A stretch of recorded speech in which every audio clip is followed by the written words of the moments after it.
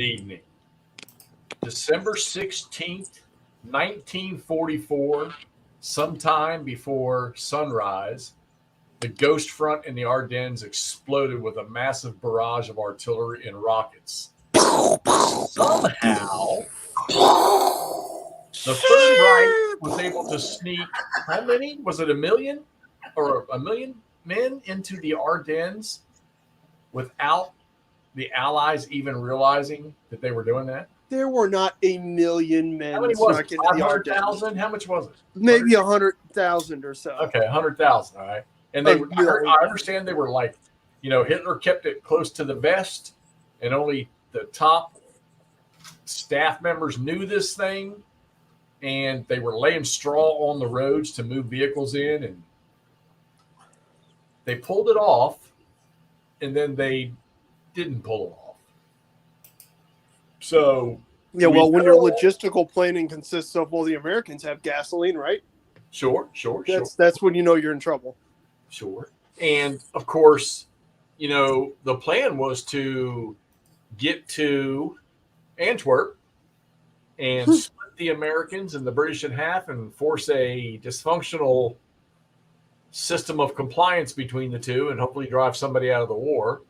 But the general said, well, maybe we ought to just shoot for crossing the Meuse River or getting to the Meuse River or maybe taking Liege or something like that. And of course, his quartermasters were all like, we don't really have what it takes to do what you're asking us to do. So, but of course, Hitler was figuring, I'm assuming since they pulled it off in 1940, well, let's do it again. Well, my brain says, yeah, that was kind of bad thought. But then when I'm thinking about what we had set up in the Ardennes at the time, that probably wasn't such a bad option. Well, except for that 1940 was also in May, not December. Right. And also not deliberately planned for the shittiest weather we could find. Well, and weren't we driving on the Rohr dams anyhow with 2nd Infantry Division? And yeah, so Hurtgen had kind of cleared out. Right. So, yeah, there was certainly some external pressure there. And they had to pull them. Of course, they had to stop the offensive. Which I guess would have been that's the Hurtgen Forest stuff or around the Hurtgen area. Yeah, which is just south of here. And they needed to, you got to admit the resilience of the Allies. Was it the resilience of the Allies in their response, or just was it the failure of the Wehrmacht and the SS to not? I feel like the game that we are specifically playing is a really good example of the resilience of the Allies. Right. So, those of you all that are out there, which is only one person right now, and that would be Todd. That's all right. It'll get recorded and they can look at it later. But those of you that are out there, it is what? Christmas, pre-Christmas Eve or whatever? It's Festivus Eve. Yeah, people are running around probably doing family stuff and last-minute shopping and whatnot, especially those out there on the West Coast. Brian's in here with us, the Mutt. He's in here. Hey, Brian, say hey. Say hey. Hello. Brian's got his set up. He's playing the format Bastogne Rhine.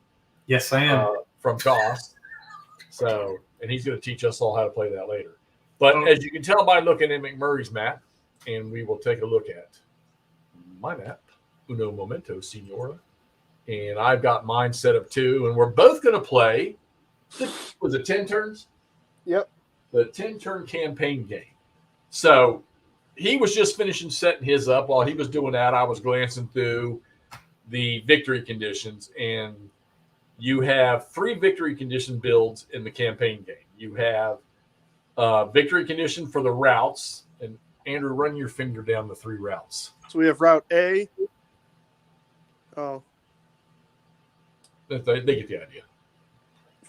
A is the northern route. It goes all the way up across the north through, like if you watched Wardrobe's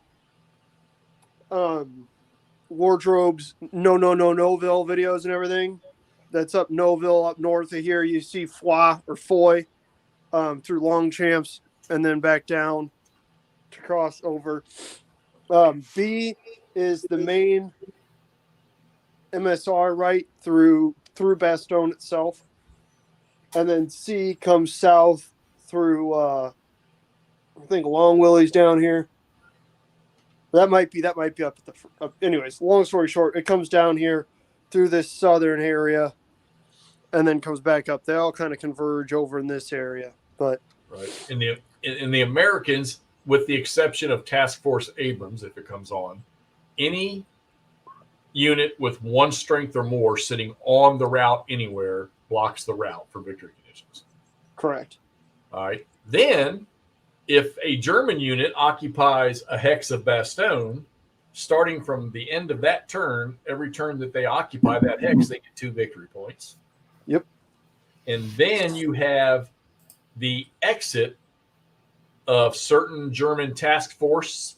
And if they exit, depending on the number of steps they have, they will get victory points for those steps. And it distinctly says in the designer's notes not to suicide run with those units if you want victory points. That's going to be kind of hard to do because I think 3 of the 4 are armor or mobile. So the idea is to try and save your armored forces for whatever the next push on the Eastern Front is. But at the same time, we're not worried about those dumb commies. We're going to take this stuff out. Right. Like, it's me. We're not going to dial back the aggressiveness. That's not how this works. Outside of the fact that Bastogne is a wagon wheel of roads, that the intersection was going to be useful. I mean, the idea to bypass probably would have paid them a bigger benefit trying to get to the merged crossings. But, again, and that's why Route C and Route A are on here, is because those are the other 2 routes across this region that don't go through Bastogne. Right. So let's do this. Let's bring McMurray's in big there. So, okay. Well, when everybody thinks of Bastogne and they think of the Screaming Eagles, the 101st, and how Bastogne, they set up a circular defense around the entire. Here's their assembly area. But yeah. This game doesn't start from that appearance. Correct. This starts before it starts on the morning of the 18th. So we've been going for a minute, but the 101st has been mobilized but has not arrived yet. Does that make sense? Yeah. So they're going to be okay. Well, which is interesting because I'm assuming that the frontline American forces sitting there, those mechanized units, they're going to face the initial brunt. Yes. And I've got my stuff on the reinforcement chart. So the 101st comes in on turn 2, which is the first American combat turn. Right. And they get a mass of airborne that come on. And I have not read the rules yet for any specialized thing. Are they in trucks when they come on? Are they? I don't. So road move is a thing in this game. It's not quite as ridiculous as in like Day of Days and stuff because each of these hexes is only 400 yards. Right. So I think Todd and I figured out at one point in time that like to move all the way across the battlefield or across the map is like 8 miles or something. Right. But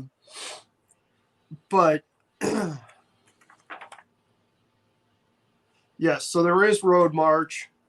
So I think that's mainly what you're doing. What that does do, though, is it really makes, if you're going to try, because it's really important for both sides to be effective and efficient with their movements, because the Germans need to get the hell over here before they get swamped by American reinforcements. But that means that these roads are really important because you can't road march over your stuff. You got to stay in, single units, not stacks, I'm pretty sure. I need to go back and check both of those, but I know you can't jump over your own units. Oops. Right. Yeah, so it means that, like, you're going to find little tracks like this where you got a road here, a road here, a road here. You're going to wind up putting artillery on, like, this road hex and this road hex and this road hex. So that they're out of the way, you can still road march around them, but then they're still on the road. So then when it comes time that they need to move, they're on a road for road march. Right? Yeah. So it's certainly interesting. Evening, Kev. Evening, Bill. How y'all doing? Hey, Kev's here. What's up, Kev? Have you guys, Jeff? Have you been? Sorry to get distracted here. You've been following the, I guess you could call them developments on Kev's house. Yes, I put an appropriate comment on his latest post this evening about His the bathroom? facilities. I'm pretty sure his bathroom costs more than my car. Yeah, except for the toilet compartment, which I commented on thoroughly. Anyways, so yes, road march is entertaining in here. Yeah, so it's got to be on a road, railroad or trail. It can't be in a ZOC and it can't be DG'd. But then again, I want to say, oh yeah, so it's different in this one. You get your 3 road march points, and so you like have to expend a point anytime you jump over or something like that, you know? That's a point, and then you run out of points. Or I'm sorry, wait a minute, stop. Now, you all played a scenario last time, right? I've played the full campaign game a couple times. There's Right. one scenario that's like 1.5 turns up here at Noville. That's what Wardrobe played Right. recently here. And then there's another scenario that kind of centers around this area east of Bastogne. Right. That's like 3 or 4 turns. They're both really good introductory scenarios. That 2 or 3 or 4 turn, I think it's 5.2 scenario. Yes, so that's 3 turns. I think I've played that 4 or 5 times. There was one night that I played it 2 or 3 times just live with Todd to see how it was working. But yeah, so yeah, that's right. You expend road move points to like change. If you move from a minor road to a big road, that's 1 point. If you have to jump over one of your own units, that's another point. You know what I mean? Right. So yeah, you have 3 of those points. So it's not quite necessarily as restrictive as some other road move systems are, but you still really got to pay attention and kind of plan. Right. And there's a good, you can see that on my rule book here. There's a really good road march example. That being said, for those of you who are looking at this game and thinking, man, this kind of looks cool, this looks fun, it is stupid fun. It used to be kind of hard to find, but M&P has recently re-released it as a bag game, which I need to pick up another copy of. This was my second SCS game I ever got, and the first one I ever played all the way through. I got it used, and somebody butchered these counters and they're clipping them. I think I might pick up one of the bag games just so I can have a good clean set of counters and an extra set of like play aids and stuff. But right, because so we were talking, before as we were putting these things on the map and everything. I made the comment about, and this is going to bring up a question for me because, like I said, I have not put this one on the table. This is going to be the first time for me. But other than the game turn record and victory point ammo markers, there's nothing but DGs. Which now my question is there? We know that the troops defending the perimeter of Bastogne dug in. So is there any play to that in these scenarios? No, there's no like dug in markers or anything. The CRT, if I recall, is relatively defender nice. Right. In terms of basically no matter how good your odds are, and you can only get up to 5-1, you still have the bottom 2, a 2 or a 3, you're still going to lose attacking units. Right. So run your hand in front of your camera, McMurray. My hand in front of my camera? Yeah, we got to get your focus is all whacked up. Bring it up right now. Yeah. Now move it away. Get it away. Yeah, it's still not. All right. Well, it's all right. I mean, we can. So, as you guys can see in the CRT, you can't stack that many odds, and no matter what you do, you're still going to have a possibility of attacker casualties. Not only that, but then you can see where there's a lot of stuff that'll cause trouble for you. One of the interesting things that I always forget in this game is that, what is it? Woods, it's artillery and barrages are less effective in villages, but to account for tree burst, they are more effective in woods, which is wild because it's harder. because here you got to roll to hit with your artillery and then to kill, I think, right? Isn't it? Each barraging unit add barraging terrain.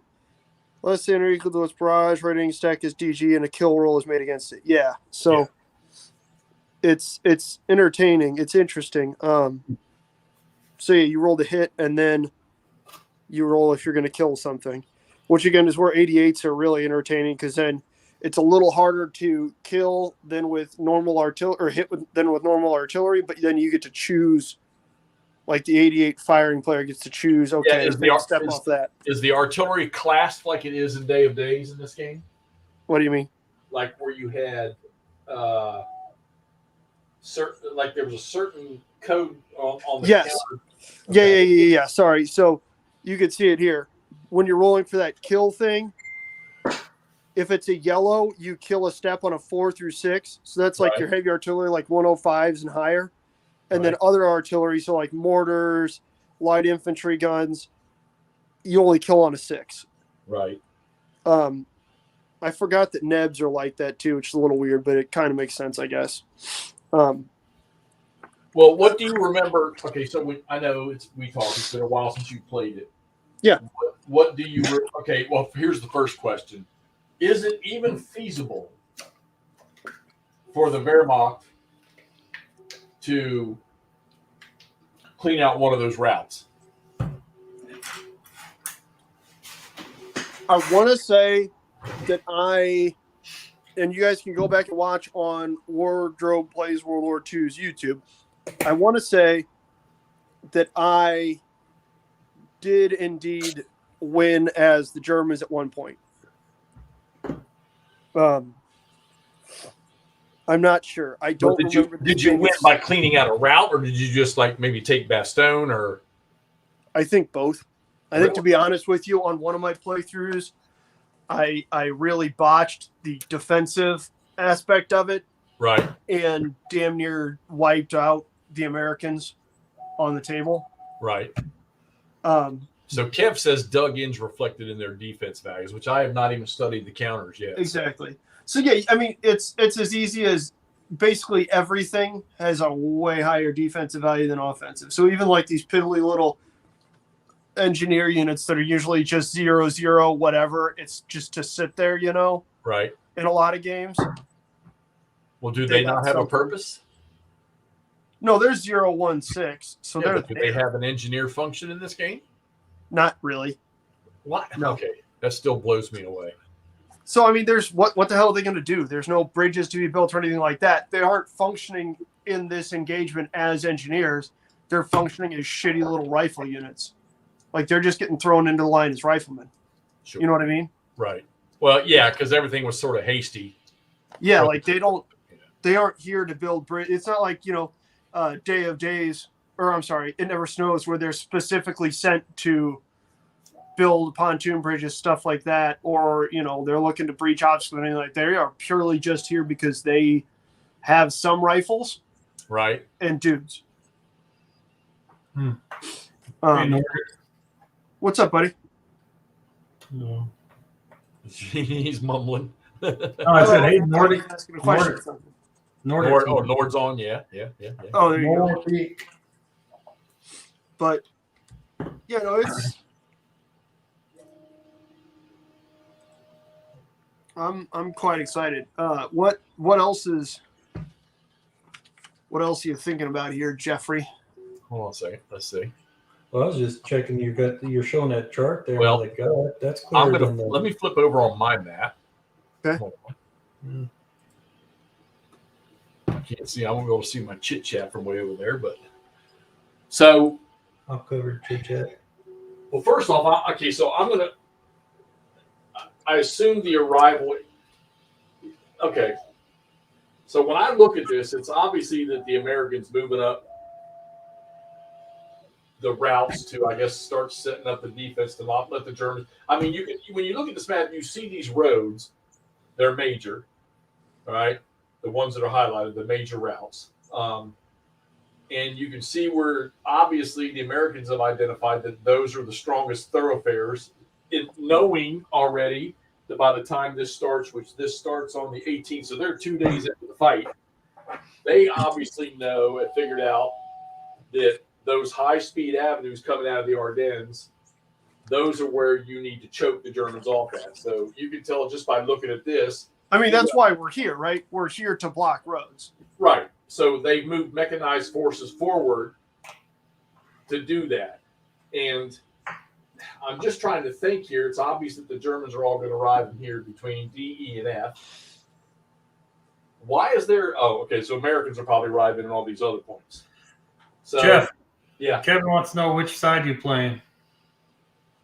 Oh, well, I mean, Kev, you know which side he's playing. that's a good question. I'm going to have to play both of them thoroughly. The thing is, I don't know when I start these things. I mean, obviously, the attacker, you have to. For me, you have to think a lot more with the who's ever on the offensive. And then in the case of the defense, it's plugging the holes. So, but I mean, it looks like the Americans are already in it. I guess what I'm just curious about is I'm looking at the starting chart of what's coming on for the Germans right off the bat, and turn one, it doesn't look that impressive. Now, there's a few in there, but most of it looks like just, there's some armor there. Okay, so they do got, who is this? So Camp Group of 902. Yep, they've got some pretty significant armor. Right. As well as some pretty decent Panzer Grenadier formations. Who's, I think Von Baum. Von Baum isn't bad off, especially given that they're coming in against a relatively undefended section of front. What's his name? I think what I'm going to do is I'm going to do big encirclement and containment. Hold on. All right, go for it. I'm going to do big encirclement and containment on this one area of U.S. strength right here with my Volksgrenadiers if I can. Right. And I'm just going to try and punch straight to Bastogne almost right off the bat and see how far I can get skis here, you know. Well, what was I remember you and Todd talking about something. There was something, the American artillery had some advantage over the. They get two phases of firing. So they shoot during the German turn and during the U.S. turn. But I noticed you have an ammunition chart too. You do. The Every U.S. time can you fire? also eventually replenish some of their ammunition. The Germans, I'm pretty sure, don't do that. Right. But only yellow. Also, keep in mind, only yellow artillery. Only yellow artillery takes ammunition, so you can shoot your mortars and your nebs. You know, what have you. Yeah, and I'm wondering how much effect the mortar's probably the same as they are in any of the other SCS games. Well, they're really good for DGing things. Sure. Yeah. Right. Which is huge. Everything up until Ardennes 2 is based. I mean, the system's. It's like it's based on that. That's your key functionality of the game is to DG, suppress stuff so you can get an effective attack on it. That's always why I'm really sad and a little confused when I get an SCS game that doesn't really use I know there's like one, maybe two that don't have DG markers. Is that Ardennes 2? Well, they're not the same. They don't perform the same. Well, that's fair. As the others. I've only played that one scenario on that, and I don't know. I probably need to play it a few more times. Who knows when I'll do that? But I'm not gonna lie to you. I'm in no pain with the original SCS system.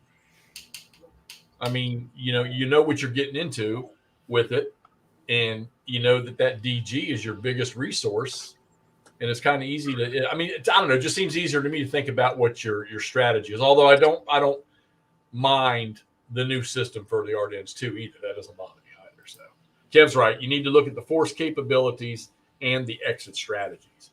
Yeah. Well, okay. So. If you just watched my video that I posted where I finished Bitter Woods, that was, and I'm still shocked and it's still spinning through my head how that was such a blowout for the Germans. You knocked it out? You finished it up? Oh, yeah. Oh, dude. I couldn't put it this way. I had 101st and 82nd when they come on the map.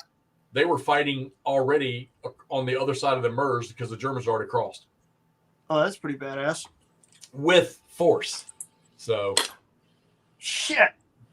Huge U.S. already in this game. And I remember you and Todd talking about that too. That was the Yeah, I built up big old U.S. gun lines that really, because the nice thing is if you hit your DG and then you can still kill something. So Artie's able to do a lot more in here than it can in other games, which makes sense because we're dealing with companies at a time, not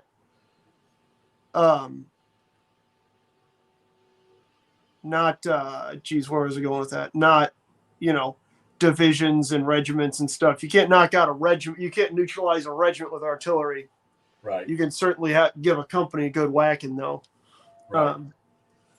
So that's kind of a cool thing. I like that. They've always said that that you are the American artillery was the dominating feature in the entire Ardennes, all over it. Because without it, a lot of those frontline units probably would not have withstood as much as they did. Yeah. So, and I know in the northern part of the Ardennes, and the northern part of the Wehrmacht's line, that U.S. artillery pretty much stuffed everything up there. Yeah, that was the whole thing with Elsenborn Ridge, right? And that whole Right. ridge on the northern end of the theater was just lining up artillery and just raining everything down as much as they could. Yeah, well, I've always found it interesting too how, granted, I know that they had it was a huge swathe on their front that they were trying to crack, is that they happened to pick a spot where in the Ardennes where the U.S. was spread so thin, probably the thinnest part of the entire line. Correct. Which I think was most of the point, to be honest with you. I'm listening, Kev. I'm listening. What should they do to the U.S. artillery? Well, you're certainly not going to use a whole lot of air because there wasn't much available, or weather kept that. And any clearing, the U.S., of course, would have countered any air the Germans could have put up.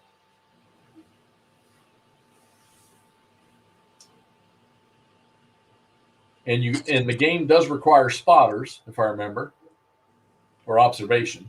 You've got to be adjacent, I think.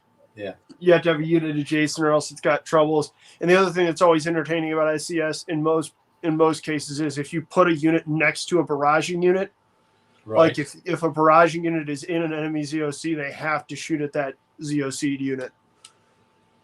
Does that make any sense? What I just said? Okay. It's just, of course, what's it, 8 pages to refresh. And what the special rules for this game are, what, a page and a half, maybe 2? Oh yeah, it's real simple. Yeah. And the of print course, is for me, I'm the one that never did like that move all the way across the map rule thing. So, but I guess that's going to be a key in this thing. Again, it's not the road change, like the type change, Right. point cost means that it's hard to get all the way across unless you clear out a significant chunk of one of these main thoroughfares. Well, okay, and I'm thinking too, as part of the American strategy, the Americans are going to constantly be throwing forces into those avenues. Correct. It's your most approachable routes to contact, and they know it. They know the Germans are using them. So it's be interesting. I don't know. This might be one of those where when I see the first units that come on the map, like I see you've already jumped down there halfway to Bastogne in that center section already. Correct. So again, that's where this is a cool game because you've got that ability to fight multiple combats in a turn. Because you can overrun during movement, you can attack during combat, and then you can overrun during exploitation. Right. And so that's where, and you really got to do that as the Germans, because again, by turn 2, the U.S. has an entire division of 2-5 units that are just going to block everything. Because the other thing is there's no stacking. You can stack 2 steps So it's Right. hard to build up those great big Death Star stacks like I like to, you know what I mean? That then just smash stuff. And then you've got smaller stacks or counters to clean up. It adds a different dynamic, because without being able to do that, you have a lot harder of a time, concentrating along these roads, right? Because when you can build up those Death Star stacks, you just run right up, smack it, and then you go. But here you're having to come up, move off that road to attack, and it's interesting. Well, I'm curious too if the Americans keep Bastogne untouched, but they lose a route, if the Germans can win this victory. I mean, so that all they have to do, I think, is just beat the American victory point. Yeah, that's what I'm looking. Well, they don't. The Americans don't get any victory points. So the Germans have to get 12 or more victory points to win. So yeah, I mean, if you can clear, so if the Americans hold Bastogne, then you're not clearing Route B. But Route A is what, 5 points, and C is 4 points, right? and then it's not necessarily too difficult to get. You can get up to 8 victory points for the removals, which is hard, but it's not too hard to get, 4 or Right. so. All right, so it's not going to be a cakewalk, but it is doable. So Correct. I want to say that the times that I've won, it's been because I've been able to hold hexes of Bastogne for a turn or two. Because, I mean, there's 6 Bastogne hexes. So if you manage to, somehow boot the allies out of Bastogne, which, again, I think the first time I just poured everything forwards. So then Bastogne was sitting empty. The Germans got a unit or 2 in there and then backfilled it. And then all of a sudden, in one turn, you earn 12 victory points. Right? Does that make sense? Because you got 6 Bastogne hexes, and you get 2 per hex. So it's rough. Well, I mean, I'm kind of looking forward to. It's fun though. Getting after this. Really fun. I've listened to you guys holler about it for 2 years now, so. Yeah, I mean, it's back there doing nothing. It's quite outstanding. I'm a big fan of it. I know you already knew that, but maybe I'll even read the designer's notes on this one. They're kind of cool. They have some good insights in those designer notes, to be honest with you. Actually, scenario variants. No, yeah, I don't like I'm a big variant guy. I don't mind optional rules, but I'm not a big variant guy. Yeah, Nord, I got something wrong. I had to restart something, so yeah, so I'm not turning the damn thing off either because it's running good this time. Had a little issue earlier. Your printer? Yeah, I was just talking about that lip popped up on that one piece. So. Oh yeah. But yeah, I'm gonna let it run. Sorry about that. If it's that bad, I apologize. All right. No, it's not. You're good. All right. So hey, yeah, SCS. I still think it's the best easy play system out there. So I'm a big fan. This map looks good and clean. I know Todd's done his comparison to the Noville scenarios he did for GTS and SCS. I watched the comparison he was talking about today. And I just got off playing Bitter Woods. So this is going to be now. See, this to me, I'm looking at these counters on this map, and there's holes in the Americans, but they're not like massive holes. Yeah, they're certainly not egregious. They're not necessarily big enough. The other thing is the movement once you get off a road is pretty brutal in terms of it's hard to get very far. So there's not that just magnificent opportunity to run roughshod over everything. You know what I mean? Right. Which can give you some trouble. I'll be the first one to admit. But the stacking is going to be cool. That's going to be fun because you're not going to have big, massive stacks of stuff. It's just 2 steps. So most of the time, especially with the Americans, you've got 1 unit sitting there. Right. Chuck, good evening, buddy. What's up? Chuck, good evening. Hey, Charles. The one cool thing is it does give the Volksgrenadiers a little bit of attacking power because you can stack out of a Volksgrenadier regiment. You can stack both of your Sturm companies and then have a 6 attack factor, which isn't much, but it can do something for you. Well, I know you'll have this down. You'll have this finished before the sun comes up. So make sure you video your play of I this. will not do that because it's still 10 turns. All right. No, you yeah, get excited and get rolling. What's up? You get excited and get rolling. Well, I mean, I am rolling, baby. I am rolling, baby. I was born to roll. Right. I may do my first turn tonight, but I don't know. We'll see. I'm on vacation, so I've got to, take it step by step, not waste it all on one thing. I don't think I want to do that. I think I'm going to ignore those suckers. Those whack suckers. All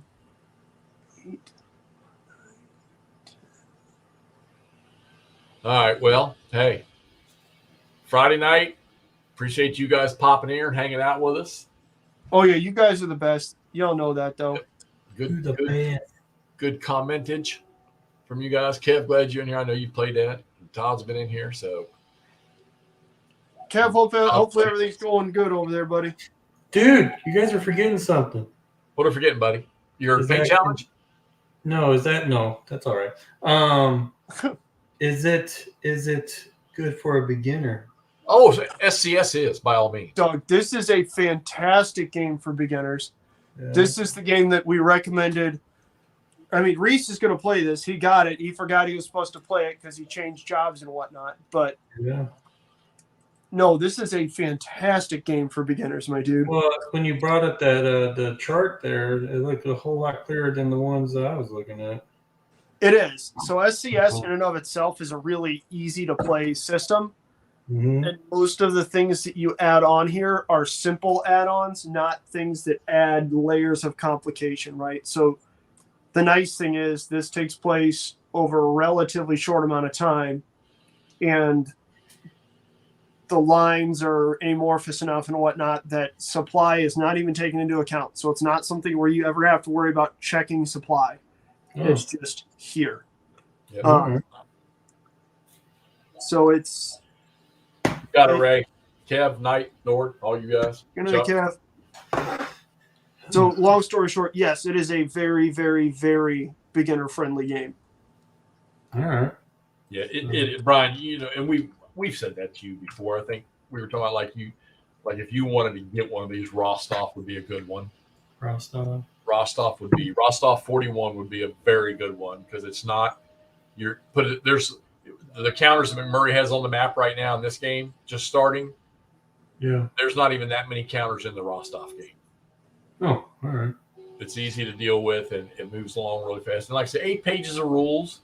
And then, you get your playbook, might have a page or a page and a half or two, depending on what game it is, 2 pages of special rules that, maybe it changes the way you're allowed to move these certain types of units because of the weather or something like that. But it's so simple, it's not funny.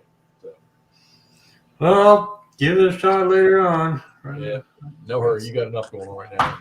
So. Yeah, all right. We're gonna wrap this thing up. Get off here, guys. And McMurray's gonna grind. I might start playing mine. And everybody, have a freaking great Christmas. And yeah, it's about to be Festivus. Happy Festivus, guys. Yeah. Merry Christmas. Merry Christmas, bro. And we'll New see Year, you guys soon. All that Enjoy your holidays.